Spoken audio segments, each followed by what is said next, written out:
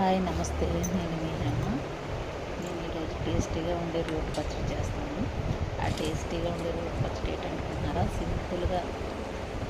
సింపుల్గా అయిపోయే రోటి పచ్చడి, బెండకాయ రోటి పచ్చడి. చాలా టేస్టీగా ఉంటుంది.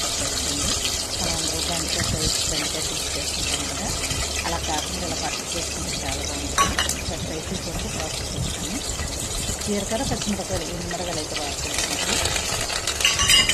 అలా జీలకర్ర పచ్చిమిరపకాయలు, కరివేపాకు, 2 వెల్లుల్లిపాయలు, టమాటా, కొంచెం చింతపండు, బాగా ఇంకా టమాటాలు పచ్చిమిరపకాయలు వేసుకోవాలి. ఈ బెండకాయ ముక్కలు కూడా బాగా వేసుకోవాలి. వేసుకున్న తర్వాత బాగా వేగిన తర్వాత మనం మిక్సీలన్నా గ్రైండ్ చేసుకోవచ్చు. మిక్సీలో అంటే చిన్న ఒక రౌండ్ అయితే చేయాలి. రోట్లో అయితే మాత్రం చాలా బాగుంటుంది. చిన్న కొత్తిమీర కూడా వేసుకోవాలి. మిక్సీలో అయితే ఒక రౌండ్ వేసుకుంటేనే బాగుంటుంది, ఎందుకంటే బాగా పేస్ట్ అయిపోతే బాగోదు. రోట్లో అయితే మాత్రం చిన్నగా దంచుకుంటాం కదా, అలా సింపుల్గా చేసుకోవచ్చు అనమాట. లేని వాళ్ళు అయితే మిక్సీలో ఒక రౌండ్ తిప్పుకుంటే సరిపోతుంది. ఒక ఉల్లిపాయ కూడా కట్ చేసుకుని ఉల్లిపాయ ముక్కలు దంచుకుని చేసుకోవచ్చు. దీని కాంబినేషన్ ఆమ్లెట్ వేసుకుంటే చాలా బాగుంటుంది. ఆమ్లెట్ పెట్టుకుంటే చిన్న నెయ్యి వేసుకుని తింటే ఇంకా చాలా టేస్ట్గా ఇంకొంచెం ముద్ద ఎక్స్ట్రా తింటారనమాట.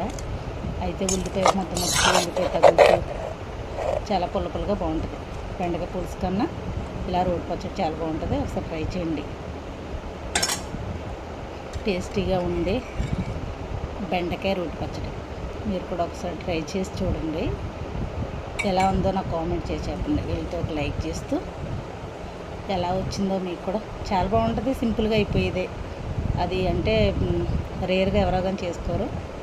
ఇలా ట్రై చేసి చూడండి మీరు కూడా. ఓకేనా? బాయ్.